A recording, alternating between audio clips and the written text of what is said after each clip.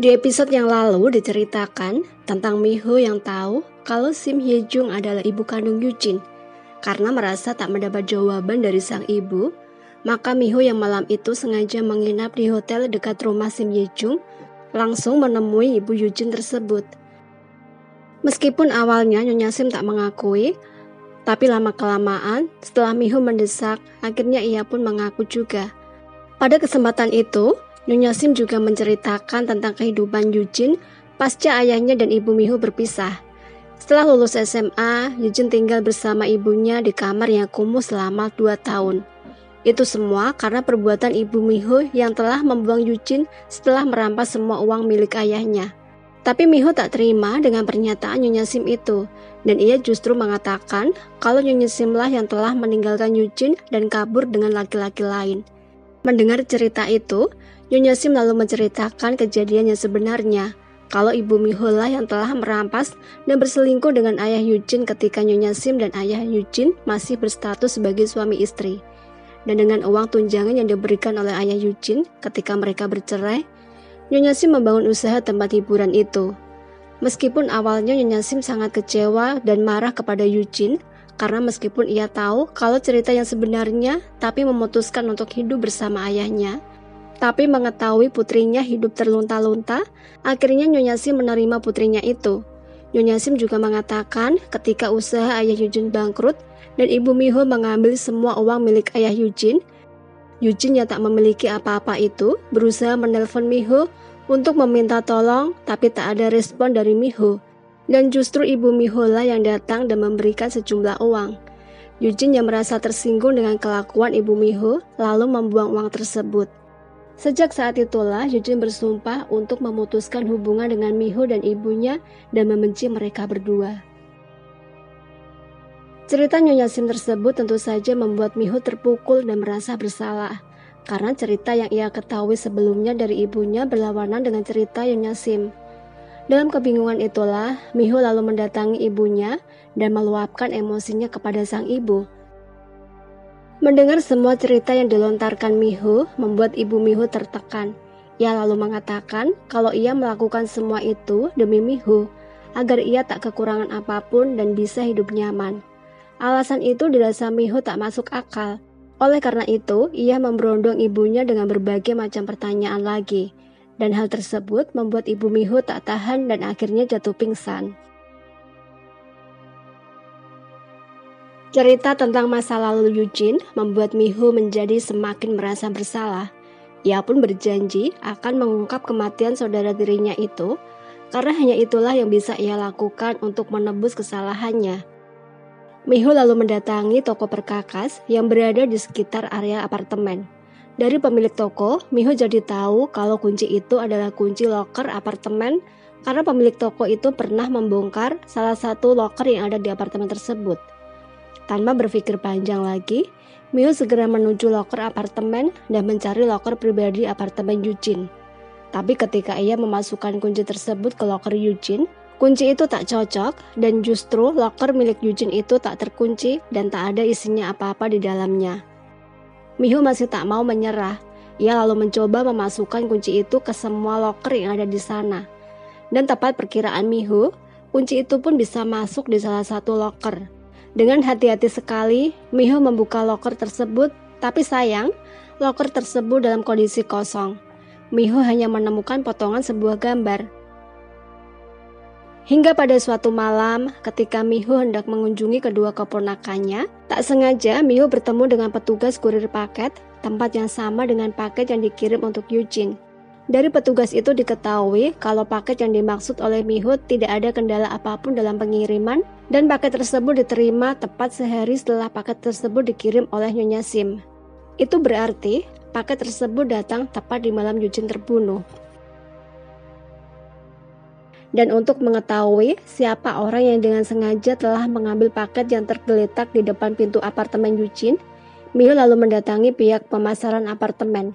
Dan dengan berbagai cara, akhirnya Miho berhasil membujuk orang itu untuk membantunya membukakan rekaman CCTV.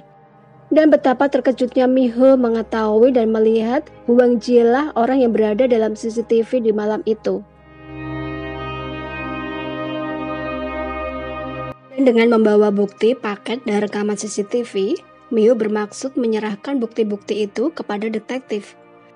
Tapi apa yang terjadi di luar prediksinya? Polisi dan pengadilan terpaksa menutup kasus kematian Eugene karena tak ada bukti-bukti yang mendukung kalau kasus itu adalah kasus pembunuhan. Mengetahui hal itu, tentu saja membuat Miho marah karena ia dengan susah payah telah mencari dan mengumpulkan bukti-bukti yang dibutuhkan. Dengan berbagai cara, Miho berusaha menemui Hwang Jie untuk mendapatkan jawaban kenapa di malam itu ia juga berada di sana. Tapi Hwang Jie yang menyadari kalau ia menjadi incaran kecurigaan Miho berusaha menghindar. Dan dari salah satu rekan kerja Hwang Jie, Miho jadi tahu kalau selama ini Hwang Jie memiliki 2 nomor telepon.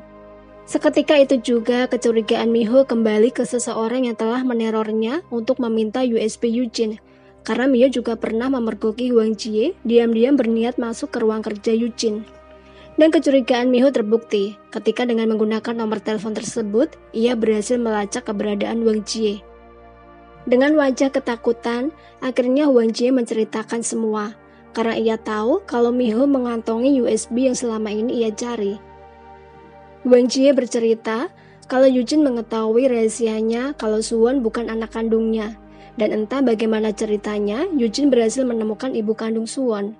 Hal itu pun digunakan oleh Eugene untuk memerasnya dan harus menuruti semua perintahnya. Dan ketika Miho menyinggung tentang paket, Hwang Jie justru menyangkalnya dan mengatakan kalau ia tak tahu apa-apa soal paket itu. Begitu juga ketika Miho menunjukkan rekaman CCTV. Hwang Jie berkelit dan mengatakan kalau saat itu ia baru saja mengunjungi temannya di lantai 15. Di saat itulah ia mengatakan kalau ia bertemu dengan Subin di lift apartemen dan dari pembicaraan antara Subin dengan Kang Do-jun melalui telepon, Hwang Jie mendengar kalau Subin menyebut nama Eugene. Dan dengan bantuan Nayong, Miho berhasil mendapatkan nomor telepon Subin. Tapi berkali-kali ia berusaha menghubungi Subin, tak sekalipun Subin mau menerima panggilannya. Dan malam itu, Miho yang sedang membuat janji pertemuan dengan Nyonya Sim, dikejutkan dengan pemberitahuan Nayong kalau ia sedang bersama dengan Subin. Atas perintah Miho, Nayong berusaha mencari alasan dan menahan suami Jung-ah itu. Sedangkan Miho sendiri berhasil mendapatkan informasi kalau seminggu sebelum meninggal, Eugene menemui ibunya dan memberikan kunci itu. Ia mengatakan kalau hidupnya dalam bahaya. Ia meminta kepada ibunya untuk memberikan kunci tersebut kepada polisi jika terjadi sesuatu kepadanya. Tapi karena Nyonya Sim mempunyai firasat buruk, ia lalu mengirim kembali kunci tersebut ke alamat Eugene. Dan jika Miho ingin mengetahui informasi lebih banyak tentang bagaimana Eugene meninggal, Nyonya Sim meminta kepada Miho untuk memberinya sejumlah uang. Tapi Miho menolak. Ia sangat kecewa kepada Nyonya Sim yang ingin menjual informasi tentang kematian putrinya sendiri demi sejumlah uang. Ia lalu meninggalkan Nyonya Sim dan pergi ke apartemen Nayong. Di sana, Miho lalu melontarkan berbagai pertanyaan kepada Subin tentang paket yang ia temukan dan tentang keberadaannya di tempat yang sama di malam ketika Eugene terbunuh. Subin yang mulai gemetar dan ketakutan berusaha menjawab pertanyaan Miho kalau ia tak tahu apa-apa tentang paket tersebut dan ia tak punya hubungan apapun dengan Eugene. Tapi Miho terus saja menghakimi Subin. Beruntung, Jung-ah datang tepat waktu untuk menyelamatkan suaminya dari kecurigaan Miho. Karena merasa tak mendapat jawaban dari Subin, Miho lalu mulai mencari informasi tentang Subin dari USB Eugene. Tapi ia tak menemukan nama Subin di file USB itu. Ia lalu memeriksa kembali postingan-postingan Jung-ah di media sosial dan ia menemukan satu komentar dari seseorang yang dirasa membuat Miho bisa ia gali informasinya. Komentar itu dilakukan oleh Jung-sik, adik Jung-ah. Miho lalu mengirimkan pesan kepada Jung-sik dan memintanya untuk bertemu. Bertempat di sebuah klub malam itu mereka berdua merencanakan pertemuan. Dan tepat di saat Miho sedang menginterogasi Jung-sik, tiba-tiba Jung-ah dan Subin datang. Jung-ah lalu membawa Miho keluar dari ruangan itu dan mengunci adiknya bersama dirinya di dalam ruangan. Dengan penuh emosi, Jung-ah lalu menghajar adik kesayangannya itu. Beruntung, petugas bar berhasil membukakan pintu ruangan itu. Melihat suaminya masuk, Jung-ah yang sedang dibakar emosi itu pun di depan Miho langsung menghajar suaminya. Ternyata Jung-ah telah mengetahui apa yang mereka berdua kerjakan di belakangnya. Di depan Miho, Jung-ah mengatakan kalau Jung-sik meminta sejumlah uang kepada Subin agar ia tak menceritakan masa lalu Subin yang dulu bekerja sebagai host klub. Tapi Miho tetap tak percaya kalau hanya itu rahasia Subin. Pasti ada rahasia lain yang disembunyikan oleh Subin terkait hubungannya dengan Yujin. Hal itu pun membuat Jung-ah marah karena ia hanya ingin menyelamatkan suaminya dan adiknya dari kecurigaan Miho. Padahal sebenarnya lewat asisten pribadinya, Jung-ah sudah tahu perselingkuhan yang dilakukan oleh suaminya dengan mendiang Yujin. Jung-ah sebenarnya sangat kecewa dengan Subin karena ternyata ia sama saja dengan laki-laki lain yang menikahi istrinya hanya karena istrinya banyak uang dan sukses. Tak hanya itu, Jung-ah juga berusaha meyakinkan Miho kalau suaminya memang tidak ada hubungannya dengan kematian Yujin. Jung-ah bahkan membawakan bukti yang menggiring opini Miho kepada Wang Jie. Karena sejak kematian Yujin, gaya hidup Wang Jie berubah. Dengan pendapatannya sebagai pegawai bank, tidak masuk akal dengan gaya hidup glamor yang dijalani oleh Wang Jie. Padahal Jung-ah tahu kalau Wang Jie memiliki banyak pinjaman yang tidak akan tercover dengan gajinya. Lalu uang dari mana itu? Alibi Jung-ah itu pun didukung oleh pernyataan Lee Jing-sop setelah ia melacak media sosial milik Subin kalau di malam Yujin terbunuh, Subin sedang berpesta dengan teman-temannya. Dari informasi yang ia dapatkan, Wang Jie berhasil memperoleh juara pertama yang berhasil menjual produk perbankan terbaru, dan dalam jangka waktu yang singkat, ia bahkan berhasil menjual hingga miliaran won. Hal itu pun semakin membuat kecurigaan Miho kepada Wang Jie menjadi membabi buta. Ditambah lagi, ketika suatu malam, Miho yang mendapatkan tugas dari mertua Yujin untuk menjaga keponakannya, dikagetkan dengan kedatangan Kang Do-jun. Kesempatan itu pun digunakan untuk memeriksa ponsel milik Kang Do-jun.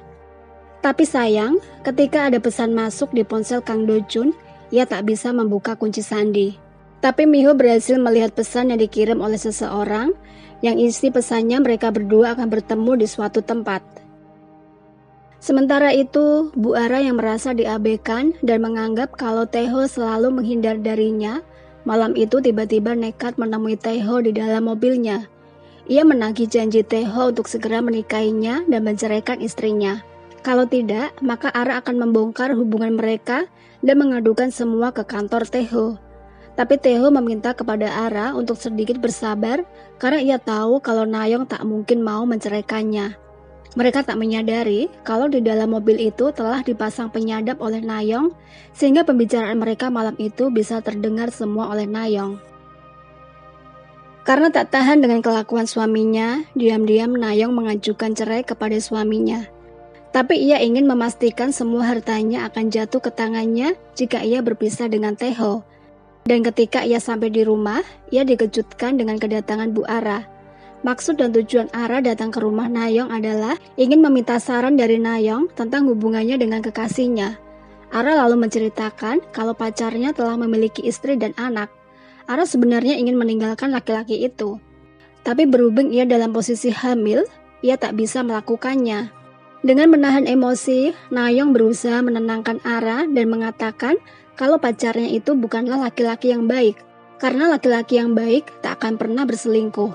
Dan meskipun laki-laki tersebut bercerai dengan istrinya, Ara tetap disebut sebagai pelakor dan bezina. Sepulang dari rumah Nayeong, Ara lalu menelpon Taeho dan mengatakan kalau ia baru saja ke rumahnya dan bertemu dengan istrinya. Ia mengancam Taeho kalau ia tak segera menikahinya, maka ia akan melakukan sesuatu yang lebih buruk lagi. Dalam kemarahan itu, Taeho mengatakan kalau seandainya ia bercerai sekalipun, ia tak akan pernah menikahi wanita seperti Ara. Sementara itu, Subin sendiri dengan berbekal buku tabungan yang ia curi dari brankas istrinya, ia lalu menarik semua uang yang ada di rekening dan berencana kabur ke luar negeri. Tapi sebelum pergi, Subin meninggalkan surat perceraian yang telah ia tanda tangani. Di saat itulah, Miho yang sedang mengawasi gerak-gerik Subin mengetahui kalau Subin hendak pergi jauh. Bertepatan dengan itu juga, Miho juga melihat Wang Jie sedang menaiki taksi. Dengan dibantu Lee Jin-sop, Miho berhasil membuntuti mereka berdua. Tapi sayang, mereka berdua berada pada tujuan yang berbeda. Tapi keyakinan Miho menuntunnya untuk mengikuti taksi Wang Jie. Dan tepat perkiraan Miho, bertempat di sebuah kamar hotel, ia berhasil mengikuti Wang Jie yang malam itu sedang merencanakan pertemuan dengan Kang Dojun. Kehadiran Miho itu pun membuat Wang Jie dan Kang Dojun kaget dan ketakutan. Karena Miho berhasil merekam pertemuan mereka berdua. Dalam ketakutan itu, mereka berdua saling menyalahkan dan mencari pembenaran sendiri-sendiri. Dan ketika ada kesempatan, segera digunakan oleh Wang Jie untuk kabur dari tempat itu. Beruntung, Miho berhasil menangkapnya. Miho meminta kepada Wang Jie untuk mengatakan semua yang terjadi di malam itu kepada pihak kepolisian.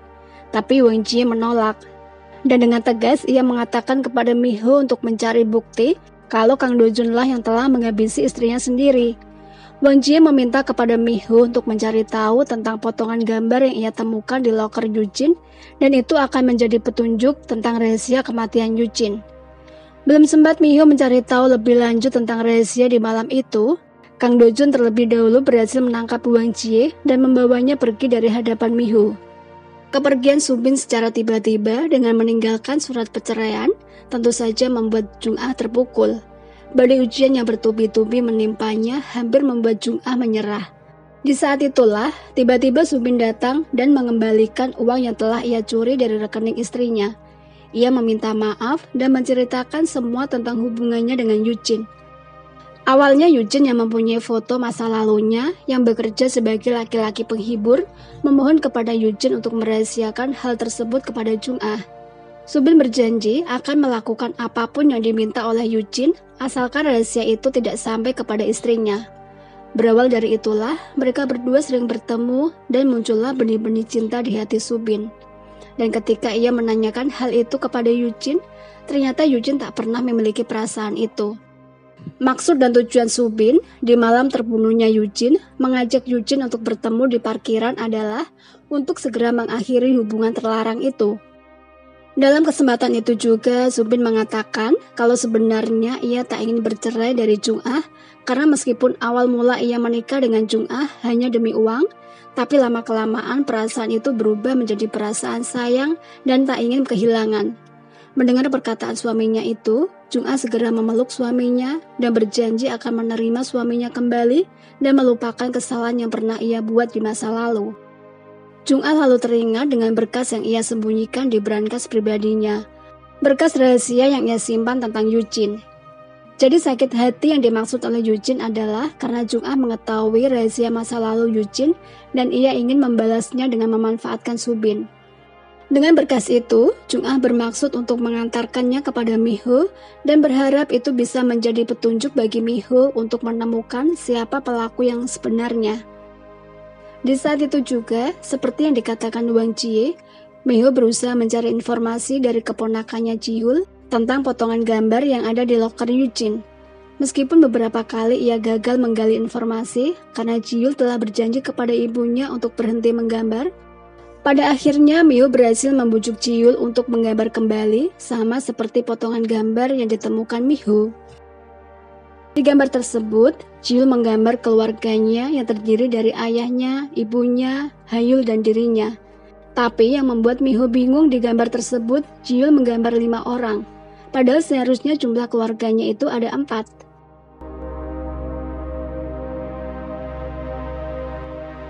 Nah, kira-kira siapakah gambar orang kelima dari keluarga Yujin yang dimaksud oleh Jihul? Kalian pasti penasaran kan? Nantikan jawabannya di video aku mendatang. Sampai jumpa di rangkuman episode berikutnya. Terima kasih, jaga diri baik-baik, and see you!